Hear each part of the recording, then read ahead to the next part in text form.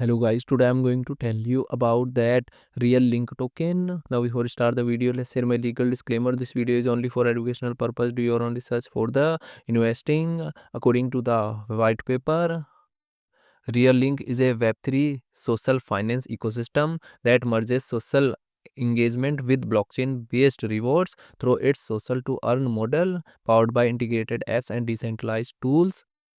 RealLink reimagines social platforms as users own economics, where interactions generate crypto rewards backed by anti fraud protocols and cross chain functionality.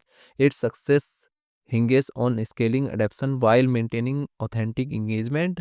Can it balance growth with decentralization as Web3 evolves? RealLink token total supply is 3.36 billion and circulating supply is around 1.37 billion. Real token is listed on MEXC, BingX and other exchanges. If I share my opinion with you, then this project up to 70% chances is that it is a legit or good project. So guys, don't take my opinion as a financial advice. Do your own research for the investing. Thanks for watching.